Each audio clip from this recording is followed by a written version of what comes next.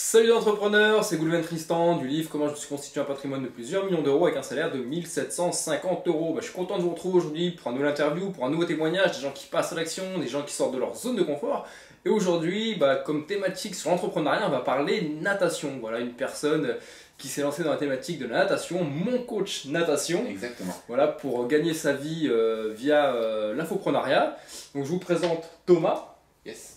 Thomas, enchanté. Enchanté. Merci de venir à Paris pour une petite interview, pour un partage de connaissances, d'entrepreneuriat, de business. Et avant de commencer l'interview, si ce n'est pas encore fait, je vous invite à télécharger mon dernier livre, Trouver et acquérir la bonne affaire avant tout le monde, qui se trouve dans le lien au-dessus ou en dessous.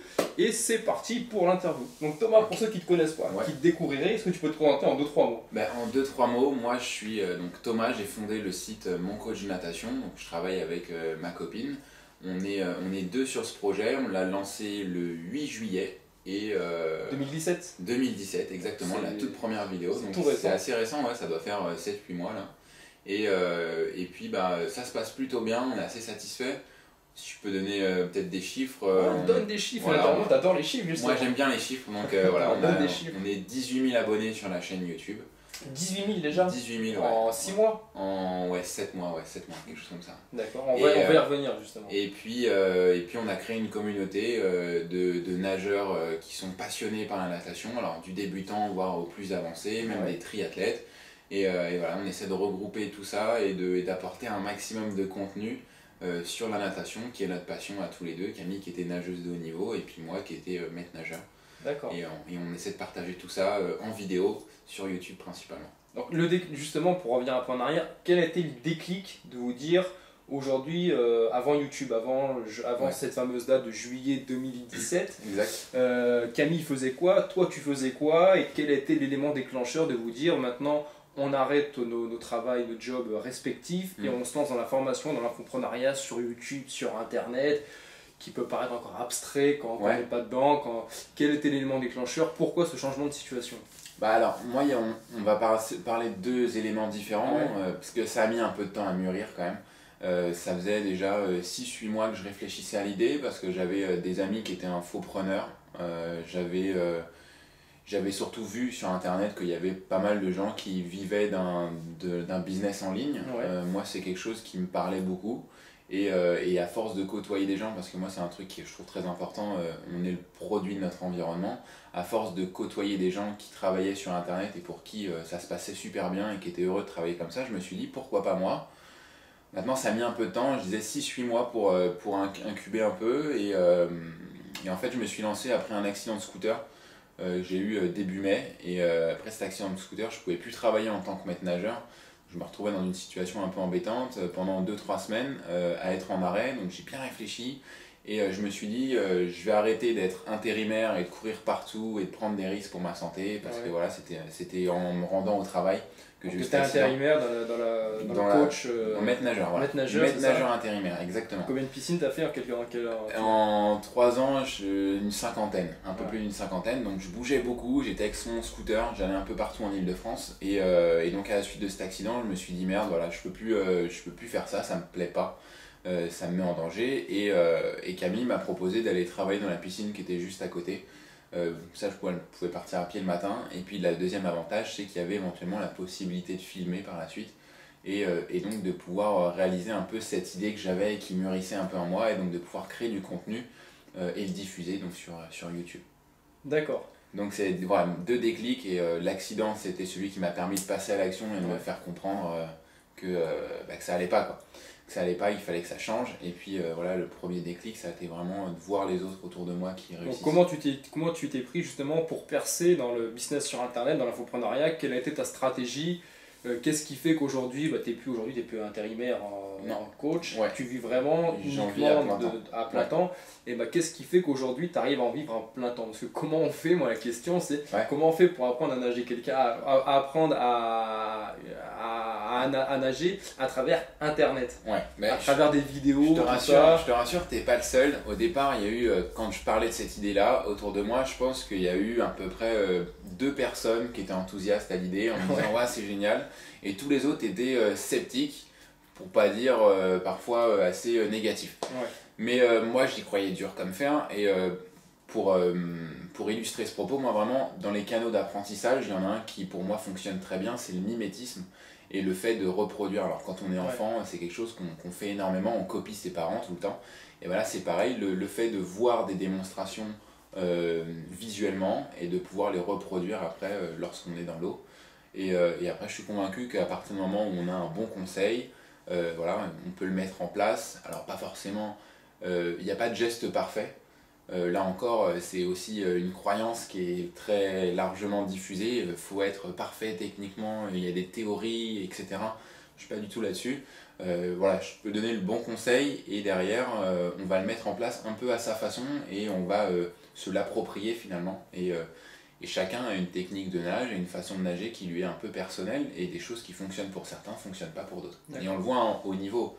Si tu regardes certains nageurs, ils ont tous une technique de nage pour certains très atypique. Bon, je suis pas là à regarder les nageurs, comment... Okay. Mais si tu le dis... Mais du coup, voilà, après par rapport à la stratégie en elle-même, moi je suis parti sur YouTube parce que... T'as commencé par YouTube? Ouais, j'ai commencé tout de suite par les vidéos YouTube, parce que donner des conseils par écrit, je trouvais ça moins puissant que de les donner sur du contenu vidéo. Le mimétisme, vraiment, c'est de ce dont je parlais. Et puis il y a un deuxième truc, sur Google, il y a beaucoup de trafic, mais il y a aussi beaucoup de concurrence. Et sur YouTube, il y a beaucoup de trafic, mais il y a quand même un peu moins de concurrence, même si ça tend à se développer et qu'il y a de plus en plus de créateurs sur YouTube. Et donc du coup, ça me paraissait plus facile de me positionner sur YouTube dans un milieu où il y avait moins de concurrence. Comme je l'ai dit, ça avait mis un certain temps à incuber, donc j'avais déjà pu réfléchir un peu en amont à quelle stratégie j'allais mettre en place.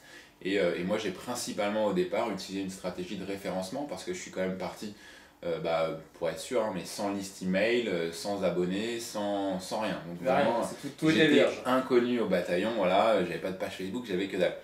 Et je suis parti vraiment sur une stratégie pure et simple de référencement. Donc rechercher des mots-clés sur lesquels il y avait beaucoup de volume et pas beaucoup de concurrence. En plus, c'était l'été, donc au mois de juillet, il y a beaucoup de gens qui recherchent des choses sur la natation. Beaucoup plus qu'au mois de décembre. Donc du coup, j'avais pas mal de trafic et puis il y avait de la place. Donc voilà, j'ai simplement commencé avec une toute première vidéo que vous pouvez retrouver sur la chaîne. C'est apprendre à nager le crawl en 5 étapes. Donc on rappellera, mais ta chaîne YouTube, c'est Mon Coach de Natation. Ouais. Et donc sur cette toute première vidéo, aujourd'hui, elle a passé les 100 000 vues. Elle était imparfaite parce que voilà, je débutais. C'était la première, j'étais pas du tout à l'aise en vidéo, c'était pas du tout facile de parler face à une caméra. C'est assez contre-intuitif même pour la première fois. Et puis du coup, il y avait un montage qui était aussi approximatif, mais je me suis dit plutôt que de faire quelque chose de parfait. C'est toi qui montais aussi. C'est ça, c'est moi qui montais, donc j'apprenais aussi en même temps. J'y connaissais rien au départ non plus, j'ai aucune connaissance ni en vidéo, ni. J'ai des connaissances qu'en natation finalement. Et donc je suis parti là-dessus. Et cette première vidéo, je me suis dit plutôt que de la parfaire et de la refaire 1 million de fois, voilà, je l'ai faite. Et puis je l'ai lancée directement. Et surtout en travaillant bien, donc. De répondre à la question comment apprendre à nager le crawl, donc en 5 étapes, et j'apportais un maximum de valeur avec, je pense, essayer d'apporter une vraie plus-value par rapport à ce qui se faisait déjà. Moi j'ai constaté que par rapport à ce qui se faisait déjà, il n'y avait pas suffisamment d'images sous-marines, il n'y avait pas suffisamment d'illustrations vraiment de la nage, et puis moi j'ai la chance d'avoir ma copine qui nage très bien, donc qui était nageuse de haut niveau. Qui te sert entre guillemets de cobaye. Voilà, qui me sert de cobaye, qui fait toutes les démonstrations, voilà, elle les fait super bien, donc du coup c'était quand même bête de ne pas la prendre, donc elle fait les démonstrations, moi je filme, et puis je reviens en détail sur des points techniques qui me semblaient importants, mais des choses qui étaient simples à mettre en place, et puis cette vidéo elle a très bien fonctionné dès le départ. Je pense qu'on a atteint les 10 000 vues en 1 semaine ou 2.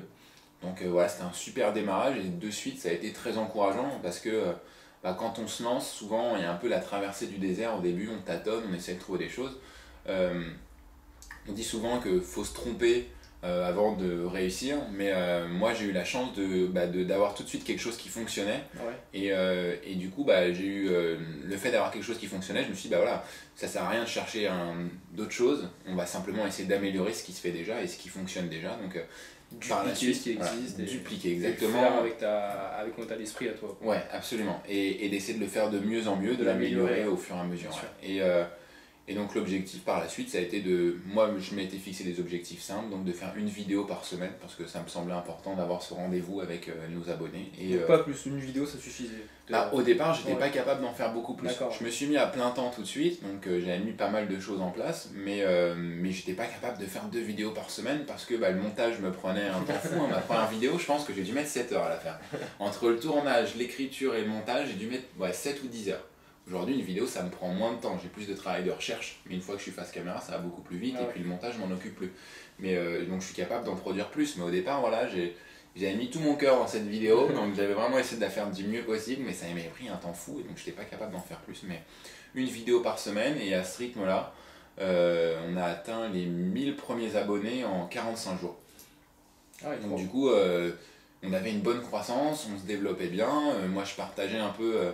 sur les groupes Facebook aussi où il y avait des thématiques qui étaient connexes. Donc ça c'est une petite astuce que je peux vous donner, c'est qu'au départ quand on n'a pas d'audience, on va la chercher là où elle est. Donc, dans les groupes Facebook par exemple, voilà, où il y avait pas mal de reach, donc je partageais mes vidéos, j'avais des bons retours et puis les gens étaient contents de pouvoir suivre et tester nos conseils, et à partir de là, voilà, après la machine se lance. YouTube, c'est ça qui est génial, c'est que c'est comme une énorme, c'est une toute petite boule de neige au départ, si on peut reprendre l'image de Warren Buffett, c'est une petite boule de neige et puis elle grossit, c'est ça, et après YouTube te met dans... Exactement, et puis après plus on a d'abonnés et plus c'est facile de se référencer sur des mots-clés parce que on a plus de visibilité, on a une communauté qui nous suit, qui nous appuie, et puis YouTube il aime ça, donc après ça devient de plus en plus facile, donc évidemment au début c'est pas évident, donc il faut essayer de trouver les petites stratégies. Donc au début YouTube, énormément de contenu gratuit, et après la deuxième étape que tu as commencé dernièrement, c'est les formations.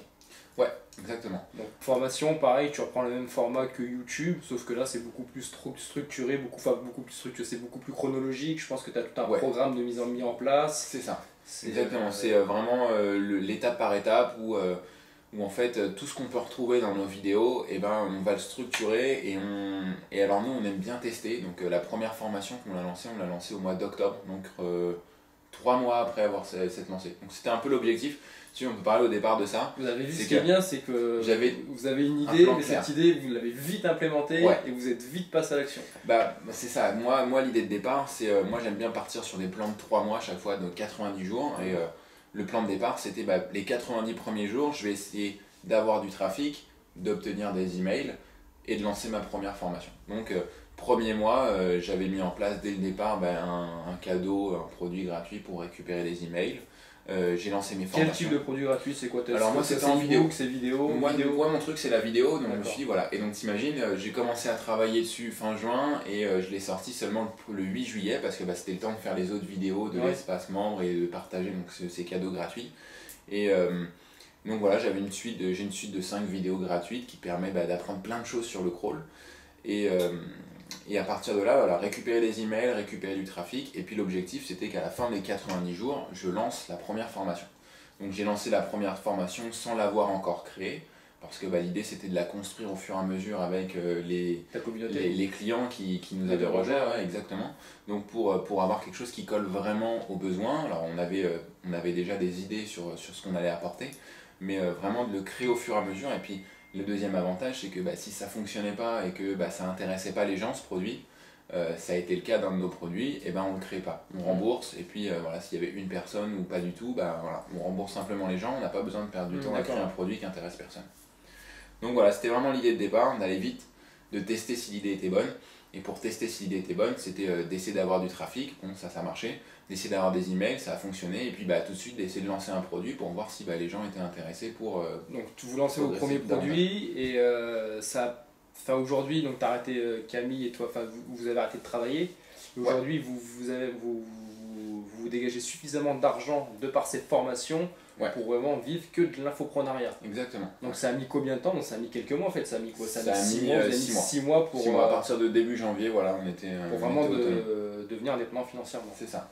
Et aujourd'hui, quelqu'un qui veut suivre mon coach natation, qui va apprendre à nager via mon coach natation, quel catalogue de formation justement tu mets à disposition pour les besoins des personnes? Alors on a 5 formations, quelque chose comme ça, donc nous on essaie d'en créer assez régulièrement pour apporter du contenu neuf et puis surtout en fonction des besoins des gens. Donc On a deux formations, une sur les battements de jambes et les jambes qui coulent, parce que c'est un problème qui est récurrent. On en a une plus sur comment travailler ses bras, donc ça c'est des formations sur 4 niveaux, c'est des formations qui sont entre 50 et 70 euros. Et puis on a des formations plus complètes. On a une formation sur 3 mois, enfin on a deux formations sur 3 mois, et en fonction de ton niveau, voilà, si t'es plus débutant et que tu veux apprendre à enchaîner les longueurs, et puis une formation qui est un peu plus avancée pour ceux qui veulent performer, éventuellement faire de la compétition, souvent des triathlètes qui veulent faire de la compétition et puis qui veulent progresser dans leur passion, quoi. D'accord. Donc voilà, après c'est des formations qui sont plus complètes, qui sont étalées sur 3 mois et qui sont sur un prix environ 250-300 euros. D'accord. Donc c'est un accompagnement qui est beaucoup plus personnalisé aussi et qui est beaucoup plus avancé. Donc voilà le parcours d'une personne qui est passée à l'action. Voilà, ce qui est bien voilà, chez Thomas, c'est que voilà, il a eu plein d'idées, mais la différence avec un autre infopreneur ou un autre entrepreneur, c'est que toi tu as implémenté, tu es rapidement passé à l'action, et c'est ce qui fait aujourd'hui que tu as des résultats intéressants, tu as eu des résultats très rapides. C'est de se former. Après, une fois que vous avez votre idée, une fois que vous êtes suffisamment formé, voilà, ça ne sert à rien de faire de la surinformation. À un moment donné, il faut implémenter, il faut passer à l'action. Et voilà, toi Thomas, tu l'as relativement bien fait, justement, avec tout as mis en place un système qui te convient bien, des plannings à 3 mois, des échéances à 3 mois, les 3 mois sont passés, tu fais le bilan, tu mets plein d'objectifs à faire, et après tu repars pour 3 mois d'objectifs. C'est ça. C'est comme ça que ça me permet de faire des bilans régulièrement. Et voilà, après chacun à vous trouver ce qui vous va le mieux, comment vous organiser, comment faire pour atteindre vos objectifs. Voilà, Thomas et Camille, ils ont réussi à bien se planifier ça pour y arriver. Ça marche bien, parce que je ne connais pas beaucoup qui implémentent aussi rapidement que toi. Voilà, après on s'est mis à temps plein dessus, hein. Moi dès le premier jour je m'étais mis, on a un truc quand même qui est formidable en France, on a le chômage, donc si on veut tester quelque chose, on se met au chômage, on se met en création de projets et d'entreprises, et donc on peut avoir un soutien, un support financier de la part de l'État, travailler à 200% sur notre projet, même si on n'a pas de revenus grâce à notre projet, on a le temps de le développer et de le tester. Donc moi j'avais aussi cette petite pression, j'avais le chômage jusqu'à fin mars, donc voilà, il fallait que ça marche avant fin mars, donc on avait 6 mois de chômage, il fallait aller au... C'était une bonne carotte, de dire fin mars, il faut que ce soit fini. Faut que ça fonctionne. Et là où vous avez vraiment été bien récompensé, c'est que maintenant, géographiquement parlant, vous êtes libre. C'est ça. Et donc là, prochainement, quand je posterai la vidéo, vous serez déjà au Vietnam. C'est ça. Et vous allez partir, vous expatrier. On s'expatrie en Asie parce que c'est un rêve qui date de longue date de découvrir un peu le monde, et commencer par l'Asie parce que c'est un endroit qui me fait beaucoup rêver, et Camille aussi, donc voilà, on décolle le 14 mars. Et tout le vécu que vous avez accumulé ces dernières années grâce à la natation, maintenant vous le véhiculez via l'infoprenariat, via des formations, et cette expérience que vous avez maintenant vous permet justement d'être indépendant financièrement et d'aller vivre en Asie tout en continuant de gagner votre vie à travers ces différentes ventes. Exactement, donc voilà, on a pu réaliser le truc qui nous tenait le plus à cœur. Félicitations, et voilà, comme je vous le dis, c'est la magie de l'infoprenariat, de l'entrepreneuriat, voilà, c'est d'être libre géographiquement parlant, d'être libre financièrement parlant, et de faire ce que vous avez envie de faire comme, quand bon vous le semble, quoi. Exactement. Un message par rapport à ton expérience, par rapport à ton mindset, ton état d'esprit qui t'a permis de vite implémenter, par rapport aux gens qui regardent cette vidéo, qui veulent se lancer aussi dans la formation, dans l'infoprenariat, peu importe la thématique qu'ils veulent mettre en place,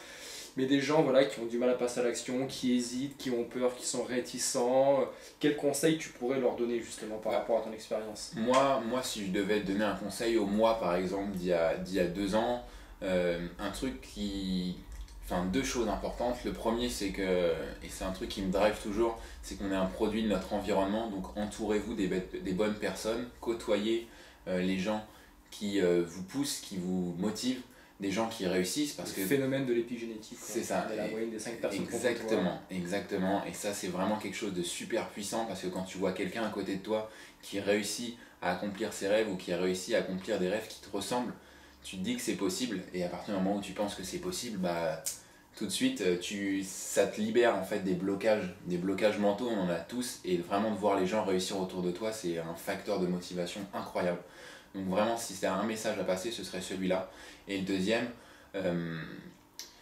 c'est quoi qu'il arrive, quoi que tu fasses, au pire tu échoues, mais tu risques pas grand chose. Si tu fais rien, c'est comme si tu avais échoué. En revanche, si tu passes à l'action, tu as au moins une chance sur deux que ça fonctionne. Bien sûr. Et à partir du moment où j'ai compris ça, je me suis dit, bah, à chaque fois je teste les choses. Et au pire, bah, j'ai échoué, mais c'est pas très grave. T'auras essayé, quoi. J'aurais essayé, et par contre, la carotte derrière, elle est géniale. Si on réussit, on a toujours un truc incroyable. Alors qu'en faisant rien, c'est sûr qu'on n'aura rien. Et voilà, c'est tout simplement un état d'esprit. On n'est même pas dans le fait d'avoir des qualités ou non pour savoir ce qu'on peut faire, c'est l'état d'esprit de savoir si oui ou non on va passer à l'action. Ouais. Voilà, ça c'est vraiment deux choses qui me semblent vraiment importantes aujourd'hui. Non, bah, merci Thomas pour ce retour de témoignage, pour ce retour d'expérience d'une personne qui est devenue indépendante financièrement et géographiquement indépendante aussi. Si vous avez aimé ce témoignage, cette interview, bah, mettez un gros pouce vers le haut, n'hésitez pas à le partager, à véhiculer à des gens qui rêvent d'indépendance financière, qui rêvent d'être indépendants géographiquement parlant, qui s'intéressent à la natation, qui s'intéressent au sport, à l'état d'esprit, au mindset. Voilà, ça pourra vous donner des idées, ça pourra au moins cette interview vous avoir donné à réfléchir sur votre futur, sur les possibilités qu'on a à notre disponibilité avec tout ce qu'on a pu vous dire dans cette vidéo. Voilà, donc partagez-la, véhiculez-la et moi je vous retrouve très très vite pour de nouveaux témoignages et de nouvelles interviews. Bye bye, à bientôt. Ciao.